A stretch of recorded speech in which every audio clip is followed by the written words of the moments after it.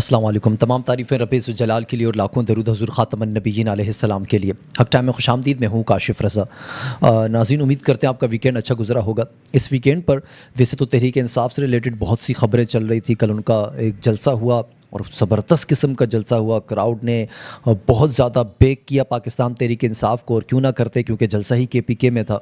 اور دوسری جانب ایک ویڈیو نکل کے سامنے آتی ہے ڈھکی بائی کی۔ اس ویڈیو کو لے کر بہت زیادہ اس وقت سوشل میڈیا پر ایک نئی بحث چھڑ چکی ہے، تو اس پر بھی بات کریں گے۔ اور ایک نئی مشکل کا سامنا کرنا پڑ سکتا ہے آنے والے دنوں میں پاکستان تحریک انصاف کو۔ ممکنہ طور پر شاید وہ بین بھی ہو سکتی ہے، وہ کیا خبر ہے، اور اس وقت نون لیگ یا گورنمنٹ کیا چاہ رہی ہے اس وقت، وہ بھی ہم آپ کے سامنے رکھیں گے۔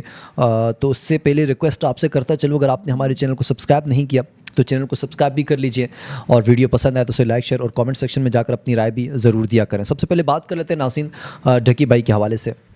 ڈھکی بائی کی ایک ویڈیو سامنے آتی ہے اور وہ احوال بتاتے ہیں خود پر ہونے والے مظالم کے حوالے سے، جو ظلم ان پر ڈھایا گیا۔ وہ یہ کہتے ہیں کہ میں کم و بیش 23 دن تک میں رہا جیل میں، میرا ریمانڈ منظور ہوا، اور میں نے 23 گھنٹے سے پہلے جو ڈیٹیل ان کو چاہیے تھی وہ میں نے انہیں فراہم کر دی۔ تو پھر کوئی بتائے مجھے کہ اتنے دن مجھے جیل میں کیوں رکھا گیا اور کس بنا پر مارا پیٹا گیا۔ وہ جو داستان سنا رہے تھے، میں خیر ہو بہو وہ تو پیش نہیں کر سکتا، جس طرح ان پر ظلم کیے گئے، گالم گلوچ کی گئی، انہیں تھپڑ مارے گئے، اور پھر یہ بتایا گیا کہ سرفراز چودھری نے ایک بچے کو کال کر کے ویڈیو کال پہ لیا اس بچے کو اور بتایا کہ کیا تم ڈھکی بائی کو جانتے ہو؟ اس بچے نے کہا ہاں، میرے خیال سے 7 سال عمر تھی اس بچے کی۔ اور پھر وہ بیک کیمرہ آن کر کے بتاتے ہیں کہ یہ دیکھو یہ کون ہے۔ بچہ کہتا ہے یہ ڈھکی بائی ہے۔ تو پھر ان کا گارڈ، جو پرسنل گارڈ ہوتا ہے، وہ ڈھکی بائی کو تھپڑ مارتا ہے، کہتا ہے یہ دیکھو یہ ان کا حال ہو رہا ہے، کیا تم ان کو دوبارہ دیکھو گے؟ وہ بچہ کہتا ہے نہیں۔ پھر کہا جاتا ہے کہ گالیاں دو، پھر وہ بچہ ڈھکی بائی کو گالیاں دینے لگتا ہے، اور یہ کہہ کر ڈھکی بائی رونے لگ جاتے ہیں۔ وہ بتاتے ہیں کہ مجھے ماؤں بہنوں کی گالیاں دی گئی تھی وہاں پر، مجھ پر طرح طرح کے ظلم ڈھائے گئے۔ دیکھیں، ڈھکی بائی کی کانٹینٹ سے ریلیٹڈ اختلاف ہو سکتا ہے، ہمارا بھی ہے، ہم بھی اس طرح کی ولاگ کو شاید پسند نہیں کرتے، بہت سے لوگ پسند نہیں کرتے۔ ہر شخص ہر بندے کو مطمئن نہیں کر سکتا، پہلے تو یہ آپ کو سمجھنا پڑے گا۔ ہر بندے کا کام جو ہے وہ ہر بندے کے لیے نہیں ہوتا۔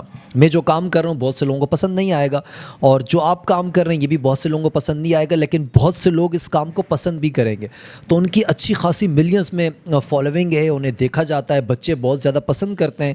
وہ ایک الگ بات کہ وہ بہتر ہے یا نہیں، لیکن آپ کسی پر اس طرح ظلم نہیں ڈھا سکتے کسی چیز کا سہارا لیتے ہوئے۔ میرے خیال سے یہ روش اس طرح بہتر نہیں ہے۔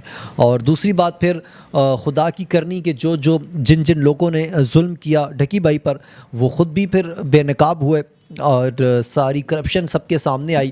اور اس سے ریلیٹڈ ناظرین کچھ رد عمل بھی ہمارے سامنے آیا جو ہم آپ کے سامنے ضرور رکھنا چاہیں گے۔ کچھ صحافیوں کا رد عمل آیا، یہاں تک کہ علماء کرام کا بھی رد عمل اس پوائنٹ پر آیا۔ عمران ریاض خان صاحب کا رد عمل میں پہلے آپ کے سامنے رکھتا ہوں۔ وہ لکھتے ہیں کہ سرفراز چودھری نے میرے خلاف پریس کانفرنس کی، مجھ پر مقدمات بنائے، میں نے اسے کبھی جواب نہیں دیا کہ شاید یہ مجبور ہوگا، مگر اس ظلم اور بے عزتی کے بعد اس شخص پر میری طرف سے میں لعنت بھیجتا ہوں۔ یہ کہنا ہے عمران ریاض کا۔ نیچے ویڈیو لگائی ہوئی ہے ڈھکی بائی کی، اور وہ ویڈیو جس پر ڈھکی بائی خود پر ہونے والے ظلم کے حوالے سے بتا رہے ہیں۔ اور اس کے علاوہ حافظ ہاشم الہی صاحب لکھتے ہیں کہ کچھ دیر پہلے جب گھر پہنچا تو گھر والوں نے ڈھکی بائی نامی یوٹیوبر پر ہونے والے ظلم کی ہولناک داستان سنائی۔ دل دکھی ہوا۔ ہم تو سمجھتے تھے کہ ایسی دشمنی صرف دین پسندوں سے نبھائی جاتی ہے، یہاں تو ایک عام آدمی کے ساتھ بھی وہی سلوک ہوتا ہے۔ ایسے افسران کو نشان عبرت بنانا اب حکومت کے لیے چیلنج ہے۔ مجھے امید ہے کہ اس کے ملزمان کو نشان عبرت بنایا جائے گا۔ میں ایک سوال پوچھنا چاہتا ہوں گورنمنٹ سے، جو الزام لگائے گئے ڈھکی بائی پر، کیا اس طرح کے الزام دیگر لوگوں پر نہیں تھے؟ تو اگر ڈھکی بائی کو اریسٹ کیا گیا، ان پر کارروائی کی گئی، ان پر ظلم ڈھائے گئے، تو باقی لوگ کہاں گئے جن میں نام آ رہے تھے 5-6؟ ایک سوال۔ دوسرا، کرپشن میرے خیال سے یہ بہت بڑا ناسور ہے اس وقت ہمارے ملک کے لیے۔ تو کیا کرپشن پر جو ہمارے سیاستدان ہیں یا دیگر جو لوگ کرپشن کرتے ہیں، کیا ان کو بھی اریسٹ کیا جاتا ہے؟ ان پر بھی ظلم ڈھائے جاتے ہیں؟ میرے خیال سے ایک مثال بنائی جاتی ہے کچھ ذاتی رنجش اور ذاتی ایگو کی بنیاد پر لوگوں کو اٹھایا جاتا ہے، ان کو پکڑا جاتا ہے، ان پر ظلم ڈھائے جاتے ہیں اور پھر اپنے آپ کو سرٹیفائڈ کیا جاتا ہے اور پھر یہ بنا کے پیش کیا جاتا ہے کہ جی دیکھیں ہم نے کیا زبردست کام کیا۔ تو میرے خیال سے اب کم از کم پاکستان نے اس طرح کا سلسلہ بند ہونا چاہیے۔ ڈکی بھائی نے جو بھی غلط کام کیے ہیں، آپ عدالت میں جائیں، کورٹ سے پروف کریں، ان پہ جو کارروائی بنتی ہے وہ کریں۔ خود سے مار پیٹ کرنا، گالم گلوچ کرنا، میرے خیال سے یہ پھر آپ کو جواب بھی اس کا دینا پڑے گا، اور میرے خیال سے جواب لینے والوں کو بھی سوچنا چاہیے کہ یہ روش پاکستان میں اس قدر خطرناک ہے اور مزید خطرناک ہوتی جا رہی ہے۔ اب ناظرین کچھ بات کر لیتے ہیں پاکستان تحریک انصاف کی۔ پاکستان تحریک انصاف پر میرے خیال سے مجھے ایسا لگتا ہے کہ گورنمنٹ نے بھی یہ سوچنا شروع کر دیا کہ کس طریقے سے تحریک انصاف کو ایک بار پھر دبایا جائے۔ اس کی وجہ یہ ہے، یہ خبر آپ کے ساتھ شیئر کرتا ہوں، آپ خود بھی سمجھ جائیں گے۔ الیکشن کمیشن کی طرف سے بیرسٹر گوہر علی خان کو چیئرمین پاکستان تحریک انصاف تسلیم کرنے سے انکار کے ساتھ ہی تحریک انصاف عملاً معدوم ہو چکی ہے۔ قبل ازیں رجسٹریشن سے محروم ہونے کے بعد پاکستان تحریک انصاف انتخابی عمل سے باہر ہو چکی تھی۔ حکومت نے پی ٹی آئی کی غیر رجسٹر ہونے کی بنا پر اسے کالعدم قرار دینے پر سنجیدگی سے غور نہیں کر رہی تھی، جبکہ الیکشن کمیشن کی جانب سے اس کی حیثیت کو تسلیم نہ کرنا اس پر مکمل پابندی عائد کیے جانے میں رکھنے کے باعث بن رہا تھا۔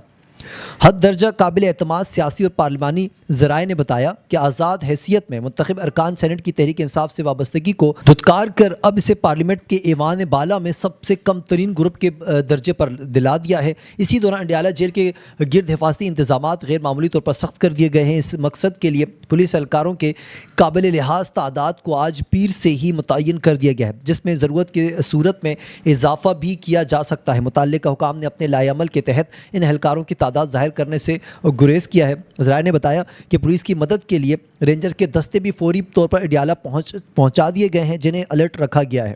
اب یہاں پر دو خبریں ناظرین، ایک تو یہ ہے کہ پاکستان تحریک انصاف پر آنے والے دنوں میں شاید اسے بین کر دیا جائے، کالعدم قرار دیا جائے۔ دوسرا اڈیالہ جیل کی سیکیورٹی سے متعلق اب تعداد نہیں بتائی جا رہی کہ کتنے ارکان وہاں پر تعینات ہوں گے، تو محسوس یہ ہوتا ہے کہ شاید پاکستان کا سب سے بڑا کوئی دہشت گرد، سب سے بڑا کرمنل، سب سے بڑا پاکستان کے لیے نقصان دہ اور دشمن جو ملک ہے وہ کوئی وہاں پر قید ہے، جس سے متعلق اس طرح کی سیکیورٹی تعینات کر دی گئی ہے۔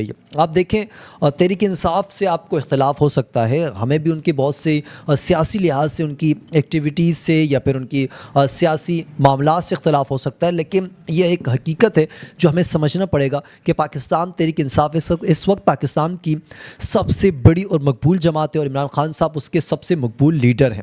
تو ان کو اگر آپ دبانے کی کوشش کریں گے تو پھر کل جس طرح کا جلسہ ہوا، جو ری ایکشن آیا، اور پھر سوشل میڈیا پر جس طرح کا ری ایکشن آ رہا ہے، پھر یہ ری ایکشن آنا ڈیو ہے۔ اور دوسری جانب ناظرین، آنے والے دنوں میں تحریک انصاف پر پابندی عائد ہو سکتی ہے یا نہیں، یہ بہت اہم ہے۔ میرے خیال سے اس پر ہمیں نظر بھی رکھنی پڑے گی۔ اب بات کرتے ہیں کچھ وزیر مملکت طلال چودھری صاحب، وہ کہتے ہیں کہ پاکستان تحریک انصاف کی قیادت کو تنقید کا نشانہ بناتے ہوئے پاک فوج اور اس کے سربراہ پر تنقید بلیک میلنگ ہے۔ یہ لوگ پھر کسی کاندھے کے ذریعے اقتدار چاہتے ہیں۔ اپنے ویڈیو میں طلال چودھری کا کہنا تھا کہ عوام نے پشاور میں پی ٹی آئی جلسے میں ان کا حال دیکھ لیا۔ پشاور جلسے میں سوائے گالم گلوچ اور تنقید کے کچھ نہیں تھا۔ D G I S P R نے ان کے بارے میں جو باتیں محاورتاً بولی، پشاور کے جلسے میں ثابت ہو گیا کہ یہ اصل میں وہی ہیں۔ طلال چودھری کا کہنا تھا کہ کسی کے کندھے پر بیٹھ کر اقتدار تک پہنچنے والے آج اداروں کے خلاف ہرزہ سرائی کر رہے ہیں۔ میں یہ پوچھنا چاہتا ہوں طلال چودھری صاحب سے کہ اس بار گورنمنٹ جو آپ کی آئی ہے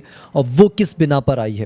کیونکہ ہم جس کو سن رہے ہیں، جو اپوزیشن جماعتیں، وہ تو یہ کہہ رہی ہیں کہ آپ 47 کے بنا پر آئے ہیں، آپ حقیقتاً میں جیتے نہیں ہیں، اور اگر آپ آج یہ بات کر رہے ہیں تو کل آپ کو بھی یہ باتیں سننے کو مل سکتی ہیں، اور بارہا پاکستانی سیاست میں ایسا ہوتا آ رہا ہے۔